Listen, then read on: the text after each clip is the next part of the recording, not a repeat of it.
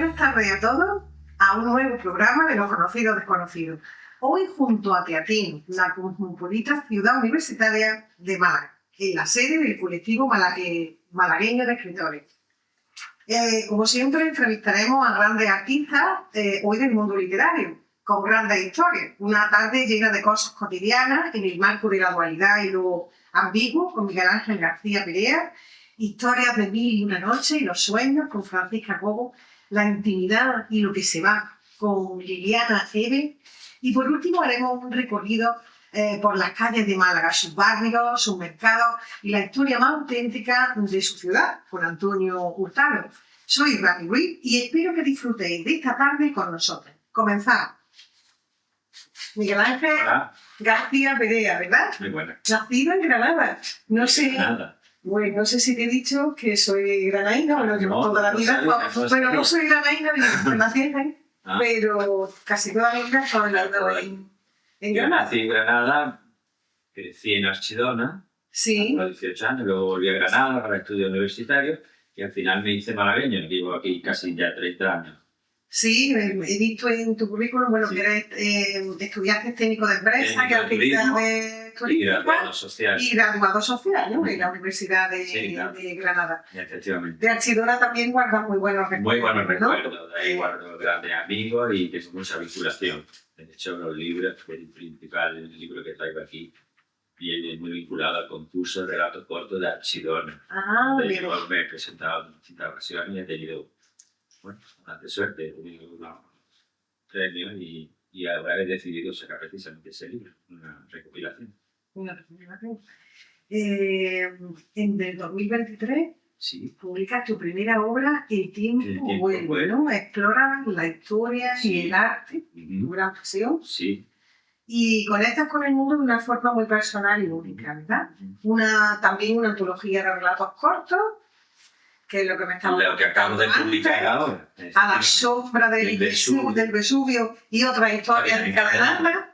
Y bueno, que transporta al lector, ¿no? A la Sí, vida, los sí. recuerdos, Surgió como emociones. ese relato, el relato que da título a la antología, A la sombra Sí. del Vesubio, Sí, pues nació después de un viaje que yo hice a Pompeya, eso. a Nápoles y a la costa amalfitana, y en concreto a Pompeya. Sí, Y yo en aquella ciudad romana del siglo I, que está intacta, está igual que en aquella época, los pasos de peatones, los termopolios, los teatros, todo igual. sí, que está todo. Yo sentí allí aquello que era un viaje en el tiempo. Qué bonito. Yo tenía mucha ganas de ir a Pompeya, de hecho la he visitado varias veces.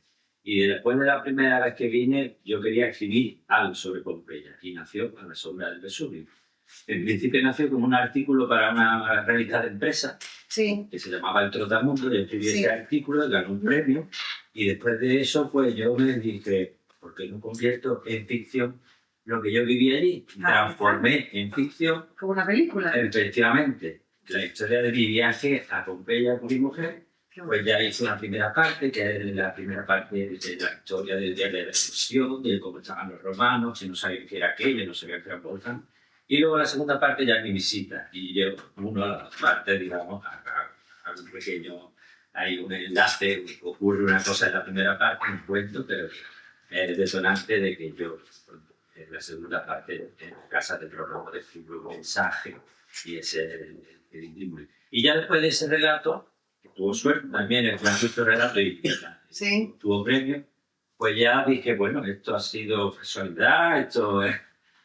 Eso no da la flauta, como se suele decir, y seguí escribiendo relatos. Y tuve suerte, vino Los hijos de las nubes, me tropecé con su mirada, todo pasa, todo queda, es decir, una serie de relatos que están hoy en día en esta antología. Entonces tú lo que haces es mezclar lo real Lo real, con la en el fantasía, ¿no? en el primero hago ficción de mi viaje y ya en otro directamente todo pasa y todo queda, por ejemplo, utilizo la ficción, pero utilizo también temas biográficos. La mayoría del relato es tema biográfico. Sí. El personaje se llama Quique, la población se llama Onda Rica, que es como una transposición de letras de la palabra Archidona, mi cambio Sí, de orden, mira qué curioso. porque, bueno, como presenté al concurso no tenía que dar muchas pistas de quién era, ¿no? Porque era un tema muy personal. Se transformó en ficción temas muy personales. Ahí me descubro yo prácticamente desde el principio hasta el final. Recuerdo de infancia, de adolescencia, del colegio y todas esas cosas. Eso es como un espejo, ¿no? Lo utilizas como... Lo utilizo. Ese relato en concreto lo empecé escribiendo porque en ese momento se cumplía el aniversario de la muerte de Machado. Entonces utilizo versos de Machado y como una carta que el personaje le escribe a su pareja contándole que ha recibido una mala noticia, que no voy a contar nada más, y él quiere desahogarse y entonces empieza a contar su vida. ¿Vale? Y va mezclando los temas de Machado, por eso se llama Todo pasa y todo queda. Al final acaba Todo pasa y todo queda, pero en nuestro pasar haciendo camino, camino sobre lo. Va mezclando los poemas de Machado con sus vivencias personales. Es el más personal de los relatos. Luego a mí me preguntan, por ejemplo, ¿cuál es tu relato favorito? Y yo digo, A la sombra del Vesubio, porque fue el culpable de que yo empezara a escribir. Y fue el primer relato y ya vinieron los demás relatos. El segundo fue Los hijos de las nubes, que habla de la Archidona Nazarí, un médico sefardí que va allí, acaba en la Florencia de los Medici. Pues ese relato, cuando yo lo acabé, el personaje me dio tanto de sí que decidí continuarlo. Y entonces fue cuando nació la novela histórica El tiempo vuelve. Está en esta. Aquí está como el inicio del relato y aquí está el libro entero. El relato me dio pie en la semilla de la novela histórica. O sea, que tú lo que haces realmente es escribir. Bueno, y es verdad que es como una película, ¿no? Sí. Te metes en la historia, coge algo real y lo que hace, como por ejemplo en ese ejemplo, descubre algo, hay un misterio. A mí me gusta que sean cosas que me emocionen. Sí, como un libro de aventura. Pompeya me emocionó tanto aventura. que yo quería escribir sobre Pompeya. Sí. Y luego ya en Los hijos de las nubes yo me fui allí en Archidona, donde está el santuario de la Virgen, que era la antigua Archiduna. Sí. El cerro, el alto del cerro, sí. Era la Archiduna antigua. Pues yo me fui allí, me di mi paseo, yo me imaginaba allí cómo fue la toma de la ciudad por las tropas cristianas, por el gran maestre de la Orden de Calatrava. Y yo me situé un poco allí, ¿no? Y para sentir un poco la emoción del lugar. Y ya pues también consulté la historia de Archidona, del doctor Ricardo Torres Ramiro, me cuenta cómo fue la toma, cómo se las tropas cristianas asediaron durante un tiempo la fortaleza y al final cómo cayó la ciudad. Y era algo que también me emocionaba porque en vez de mi población, de Archidona, era de mi tierra y quería escribir yo algo sobre Archiduna, la Archiduna Nazarí. Y me llenó tanto que la historia del médico que yo y de la historia de un médico que pasaba por Archiduna y que se implicaba tanto en la vida de Archiduna, que conoce a una chica que se llama Moraima, que era la hija del bañero de Archiduna, y esos son los dos personajes principales de la novela histórica. Ya salen de allí después de la toma de Archidona. En teoría cuenta las crónicas que no hubo supervivientes, que los 1.600 habitantes lo han pasado a cuchillo, pero yo imagino que hubo un grupo que pudo escapar, que vino a Malaca, y ya desde Malaca están dos personajes principales, Jacob Jaler y el médico sefardí que huía de Sevilla con la persecución, y Moraima, la chica que conoce en Archiduna, realizan un viaje ya hasta la Florencia de los Medici. Y allí esa es la segunda parte de la novela, donde tiene mucho peso los Medici, Leonardo da Vinci, Sandro Botticelli, la Edad de Oro de Florencia, el siglo XV, finales del siglo XX. O sea que empieza aquí, pero en la tierra mía y acaba en Florencia, que es otra de... Yo que siempre me gusta escribir de lo que me emociona. Y Florencia es otra cosa que me emociona mucho. Cuando yo voy a Florencia... Muy bonita, muy bonita. Claro, Florencia, y es verdad yo que... fui allí y emociona. yo ya me imaginaba la signoría, el Palacio Vecchio, la catedral donde tuvo lugar la conjura de los Pazzi, el intento de asesinato de los hermanos Medici. Todo eso yo ya lo viví allí y me lo llevé para la novela. Y de hecho hace poco, después de publicar la novela, he vuelto a Florencia para recrear ya los escenarios que yo escribí. Lo he vuelto a revivir, pero ya una vez que lo he escrito. Me ha gustado volver a los sitios y... ¿Tú eres un amante de la historia? Sí, yo no soy historiador. Lo que veo. No soy historiador. Ni Pero tampoco he estudiado literatura. Me encanta la literatura de letras, me gusta la literatura, me gusta la historia, pero yo en realidad he trabajado en una entidad financiera aquí en Málaga en mi casa. Pero mi verdadera vocación siempre ha sido las letras y la historia. Entonces los temas históricos como que me gustan mucho. Sí, sí, sí. Yo, la novela histórica me encanta. Jesús Sánchez Adalid, que es un gran escritor de novela histórica, lo he leído mucho y yo a partir de leer Jesús Sánchez Adalid, que también defiende mucho el tema principal de la novela, la convivencia de las tres religiones, judíos, musulmanes y cristianos. Ay, eso es muy interesante, porque además tiene Claro. mucha relación entre Él ellas. defiende toda esa Sí. convivencia que debería haber. Y yo pues también hago un poco un alegato el personaje principal, Jacob Halevi, es un judío, es un criptojudío, es decir, es un judío que decía que era cristiano, se decía cristiano, se llamaba Ángel Santa María, pero en realidad profesaba su religión, el judaísmo, de manera oculta. Porque claro, pues no. Lo que pasa es que es un judío un poco singular, porque no es el típico judío ortodoxo. Él, antes de nada, era un humanista, Sí. ¿vale? Y él defendía que se pudiera entablar una conversación con un musulmán o que las religiones no fueran una separación. Él decía que es perseguido por un inquisidor, en fin, la trama sufre mucha batalla en la novela. Él decía siempre que la palabra religión viene de religo, que significa carne, que la religión debería unir y no todo lo contrario. Y no separar. Separar a las personas y enfrentarlas, como hoy en día pasa, ¿no? Es una pena. La novela se publicó el 2 de octubre del 2023 y 5 días después, el 7 de octubre, fueron los ataques de Hamas en Israel, la guerra que hay entre palestinos y Sí, sí, sí. y yo cuando yo decía, estamos reviviendo la guerra entre religiones. Exacto. Que yo planteo ahí que en este caso el perseguido era un judío, ahora parece que es lo contrario, ¿no? Que los perseguidos son los palestinos. En fin, la historia se va repitiendo. Por eso el tiempo vuelve, el lema de la novela, el tiempo vuelve, viene a decir.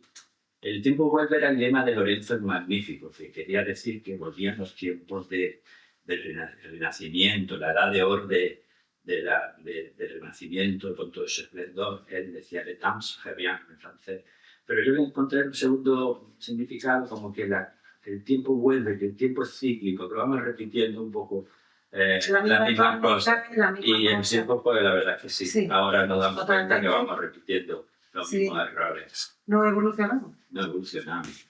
El personaje de Jacob Halevi, ya digo, era un humanista, que hacía tertulia en Florencia con Marsilio Ficino, con Sandro Botticelli. Hablaban de una religión humanista, una religión que fuera, que los valores humanos fueran lo principal, ¿no? que era un poco ecléctico, no era el típico judío.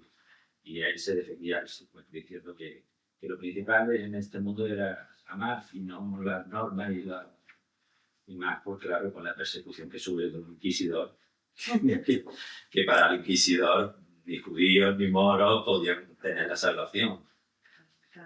Y de todas maneras es uno. Realmente son todas las religiones, Claro, son versiones distintas claro, de una misma cosa. efectivamente, en un episodio, cuando es capturado por el inquisidor y la justicia, pues dice que vamos a ver si cada uno tiene que utilizar el camino que considere más oportuno para llegar a su objetivo. Pues, Claro. judío, cristiano, cada uno tiene que utilizar un camino.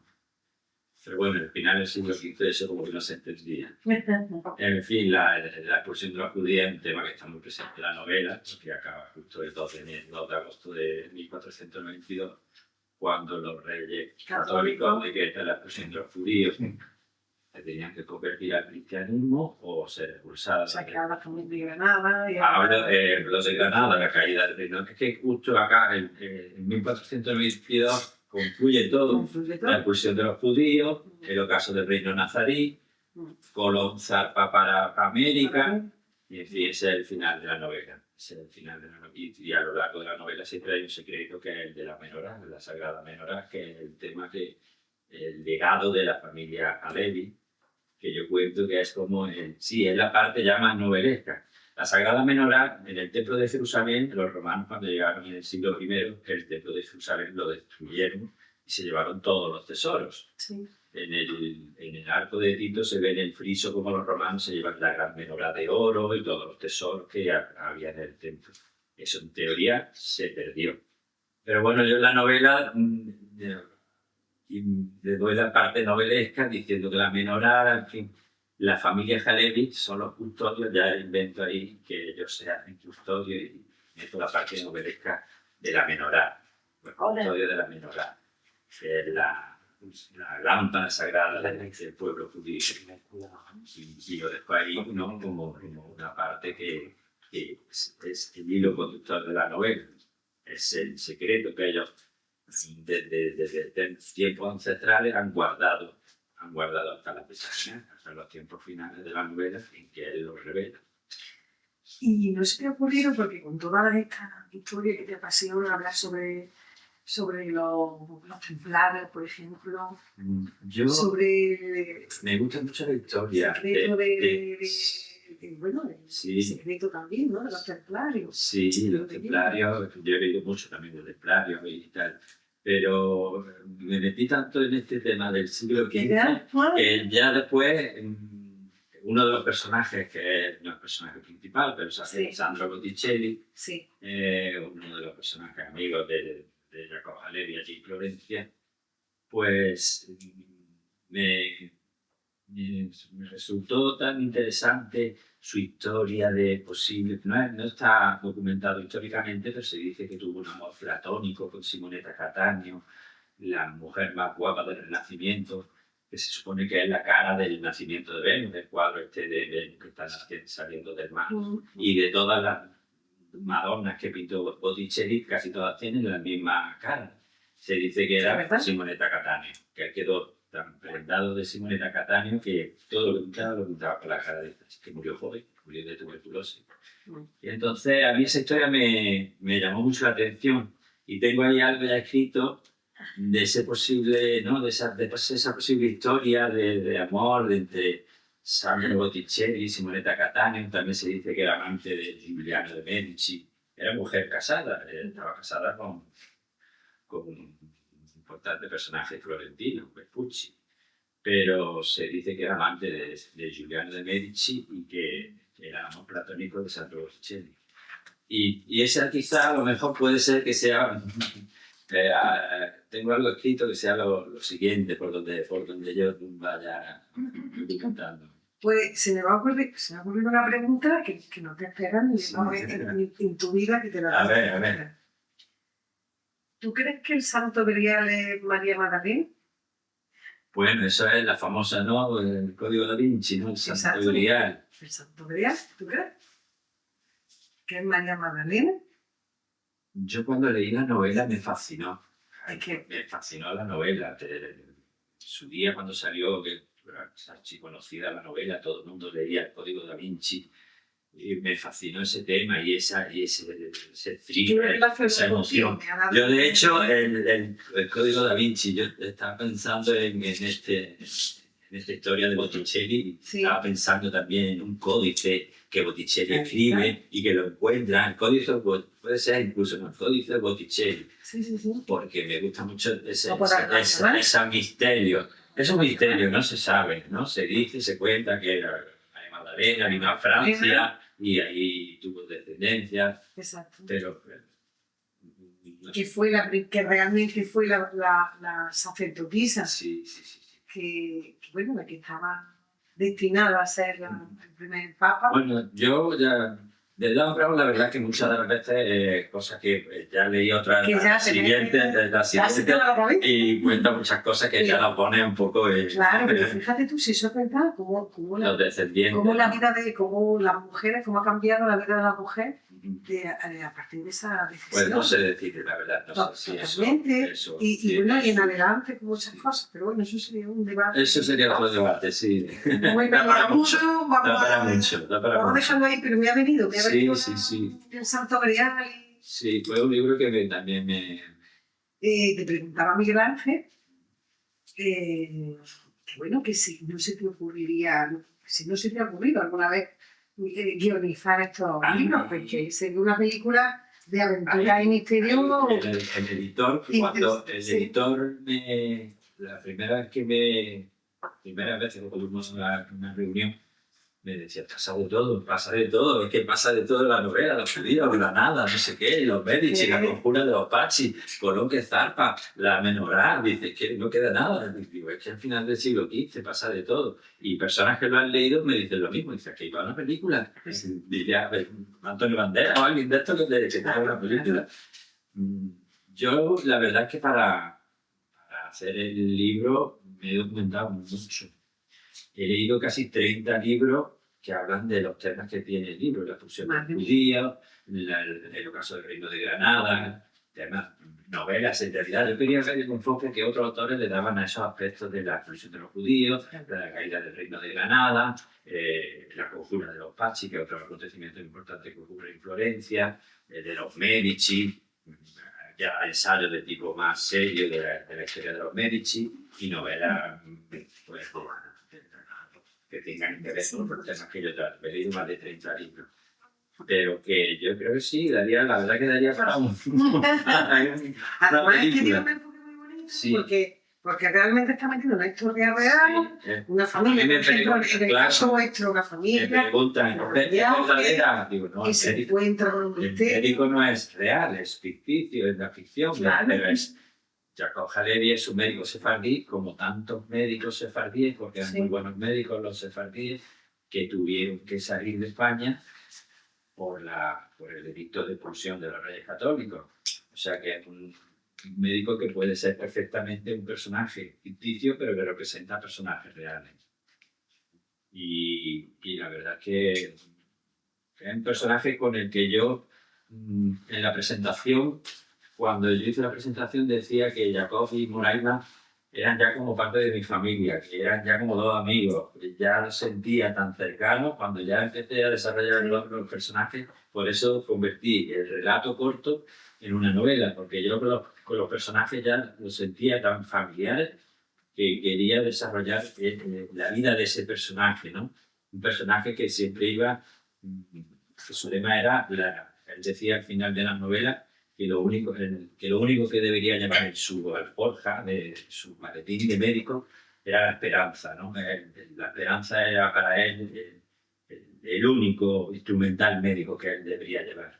Y me empaticé tanto con ellos que la verdad que me dio para la novela, para mí, es verdad. ¿Y por qué se dice, bueno, que he leído yo que habla de lo que se conoce, pero descubriendo lo que no se conoce, lo que no vemos, ese espejo, esa dualidad? ¿A qué se refiere? Sí. El personaje es muy ambiguo, porque el personaje es un converso, que se dice que él decía que se llamaba Ángel Santa María, pero en realidad era Jacob Halevi. Él se decía cristiano, pero en realidad era judío. Él se confesaba judío, pero tampoco era un judío ortodoxo al uso. Él era un humanista.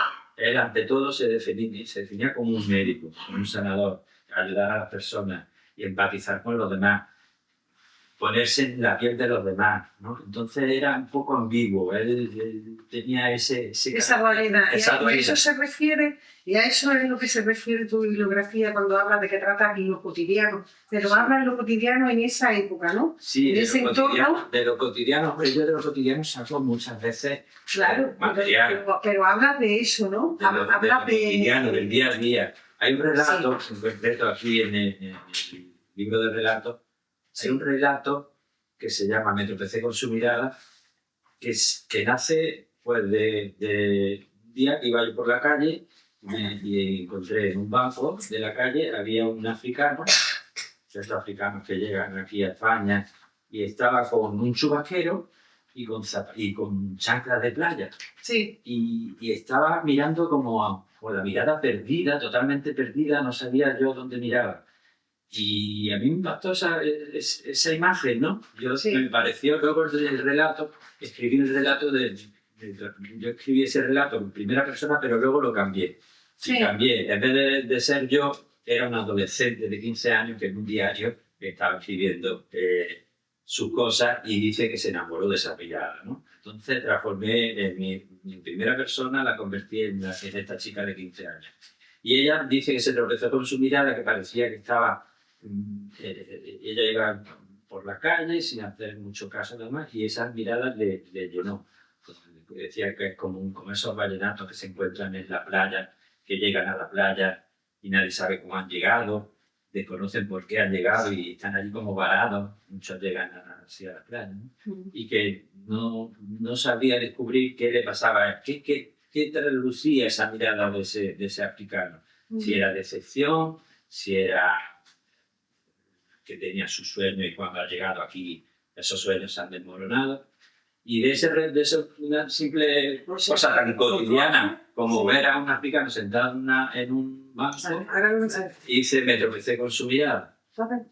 Como resumen, porque ya nos tenemos que despedir lamentablemente, podríamos decir, tú coges algo de la vida cotidiana, lo exploras, lo que se ve y lo que tú coges lo que no se ve de ese personaje y lo transformas. Bueno, lo transforma eso, o esa persona en un personaje.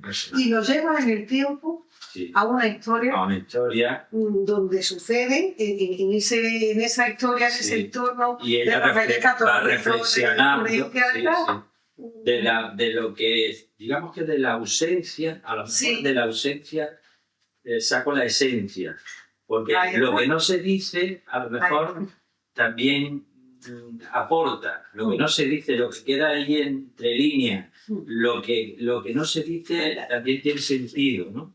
Entonces eso también hay que tenerlo en cuenta. Lo que no está ahí presente, lo que está ausente, es esencial a veces. Y se puede sacar mucho de lo que tú ves. A lo mejor el iceberg, la punta del iceberg es lo que tú conoces. Y hay mucho trasfondo ahí que no conozco. O sea, que tratas también un poco la psicología. Sí, yo dentro de la historia. Sí, yo creo que dentro de una historia de misterio. Empatizar con los personajes. Y empatizar con un personaje que ha metido en esa historia en el tiempo, pero que ha sacado de la realidad cotidiana. Sí, de la realidad del día a día. Alucinante. Así que enhorabuena por tu obra. Y por esos maravillosos libros y por esa investigación desde luego. Y por esa cabeza, porque realmente enlazar todo eso... A mí la literatura ha sido como una tabla de salvación. A mí por la tarde cuando llegaba del trabajo me servía de día de escape, de refugio.